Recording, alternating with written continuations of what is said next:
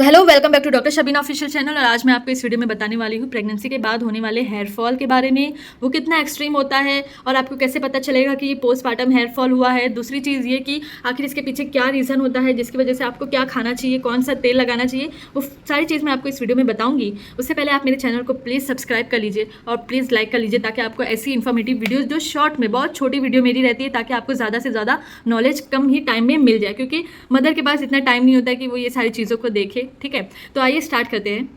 देखिए, क्योंकि मैं भी एक मदर हूँ, मुझे भी ये चीज़ एक्सपीरियंस हुई थी, साथ ही साथ मैं डॉक्टर हूँ, तो मुझे इसके पीछे के रीज़न, सारी चीज़ें जो थी वो मुझे पता था। इसके लिए मैं थोड़ा सा अपने आप को कंट्रोल कर ली थी, वरना जो एक्सट्रीम किस्म का हेयर फॉल होता है ना, वो एग्जैक्टली इस टाइप का हेयर फॉल होता है। यानी आप कंघी करने से डरते हो, आप जैसे ही कोम्ब उठाते हो आपको डर लगने लगता है कि अभी इतना ज़्यादा मेरे हाथों में बाल आ जाएगा। तो देखिए, उसके पीछे जो रीज़न होता है वो रीज़न तो मैं आपको मेरी शॉर्ट वीडियो में आपने देख ही लिया होगा। जिन्होंने नहीं देखा, मैं इस वीडियो में आपको बताती हूँ कि क्या होता है। आपकी बॉडी में कुछ हार्मोनल चेंजेस होते हैं, ये एक नॉर्मल सी बात कह दी जाती है। हार्मोनल चेंजेस, देखिए आपकी बॉडी में क्या होता है कि मेटाबॉलिक स्ट्रेस बढ़ जाता है।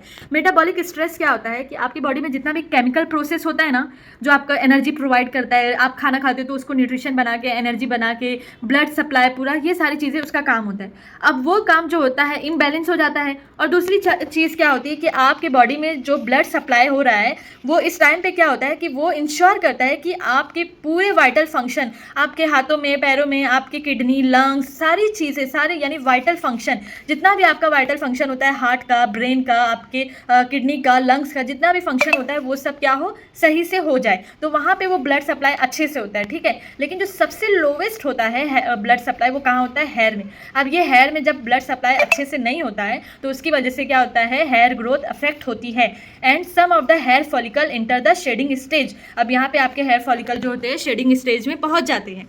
अब ये मैं आपको बताऊं कि ये कब होता है, आप सबसे ज़्यादा कब फील करते हो, तो वो स्टार्ट होता है, the effect of this changes usually start showing at 2 to 3 months after delivery. आपकी डिलीवरी का जैसे ही, यानी आपका बेबी जैसे ही 2 से 3 महीने का होगा, आप बहुत ज़्यादा एक्सट्रीम टाइप का आपको हेयर फॉल शुरू हो जाएगा। ठीक है, अब ये हेयर फॉल की वजह से आपको बिल्कुल डर लगने लगेगा कि आखिर मेरे सर पे बाल बचने वाले भी हैं या नहीं बचेंगे। तो देखिए, उसके पीछे क्या होता है कि आपको सबसे पहले मैं बता दूँ, आपको बिल्कुल घबराना नहीं है। ये चीज़ें हमेशा के लिए नहीं होगी, ये ज़्यादा से ज़्यादा 2 महीना या 3 महीना के लिए होगी। तो उसके अंदर आपको मेरी पर्सनल एडवाइस ये है कि आप जितना हो सके आप उतना कोम करिए, उतना बालों को अपने कम झाड़िए। यानी आप अच्छे से एक बार में, जैसे आपने वॉश किया अपना हेयर, उसके बाद आप अच्छे से थोड़ा सा हल्का सा तेल लगा के आप उसको चोटी कर लीजिए, बाल खुले मत रखिए। ठीक है, उसकी वजह से और बहुत ज़्यादा वो उलझते हैं और बहुत ज़्यादा फिर हेयर फॉल होता है। ठीक है, तो एक बार अच्छे से चोटी कर लीजिए, दूसरे दिन रात में फिर आप खोल के अच्छे से झाड़ के चोटी कर लीजिए, फिर थर्ड डे आप फिर से उसको वॉश कर लीजिए। ठीक है, ऐसे आप अपना कोम टाइमिंग जो है उसको कम करिए। दूसरी चीज़ आपको मैं बता दूं कि अब आपको फोकस ये करना है कि आपकी बॉडी में सबसे पहले, देखिए, ये कोई बाहर आपको किसी भी किस्म का डैंड्रफ नहीं हुआ है, आपको किसी किस्म का बालों में कोई इन्फेक्शन नहीं हुआ है कि उसकी वजह से हेयर फॉल हुआ है। ये किसकी वजह? आपकी इनर प्रॉब्लम की वजह से। इनर प्रॉब्लम मतलब क्या? आपका कुछ अंदर से हार्मोन चेंजेस हुआ है। तो आप क्या करोगे, पहले अपनी इनर प्रॉब्लम को सॉल्व करो। ठीक है, तो वो क्या होता है, सबसे पहले आप ये ध्यान दो, eating a healthy balance diet with adequate vitamins.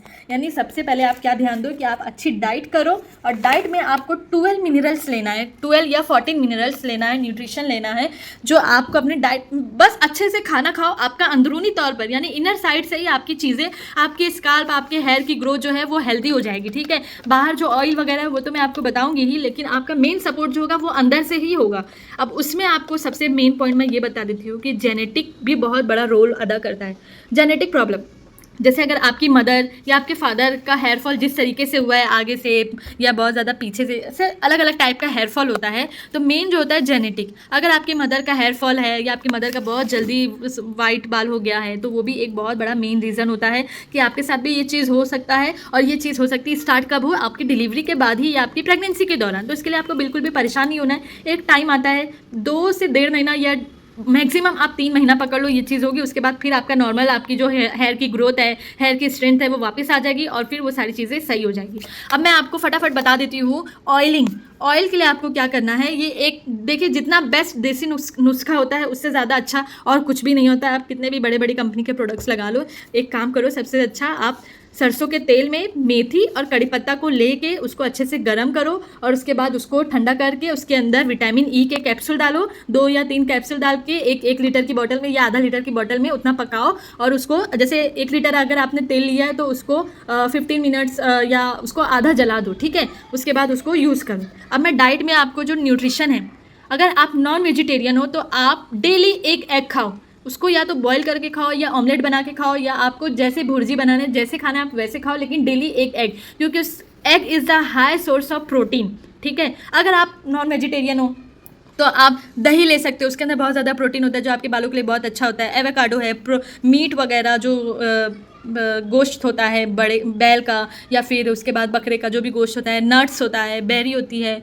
दही होती है, बीन्स होती है, जितनी भी दालें हैं, ठीक है। इसके अलावा लीफी वेजिटेबल्स होते हैं, स्वीट पोटैटोज़ भी बहुत इंपॉर्टेंट होता है आपके बालों के लिए, ठीक है। तो ये सारी चीज़ें आप अपने डाइट को अच्छा करो, बेस्ट करो। अब डाइट में मैं पर्टिकुलरली चीज़ नहीं बताऊंगी कि आप यही खाओ, कब तक आप वो चीज़ खाओगे, 4 दिन, 5 दिन, 10 दिन, उससे ज़्यादा आप वही चीज़ कंटिन्यू नहीं खा सकते हो। तो आप डाइट में ये सारी चीज़ें, जितने भी 12 आपके न्यूट्रिशन है, ये सारी चीज़ों को ऐड करो, धीरे धीरे आपका हेयर फॉल जो होता है वो कम हो जाएगा।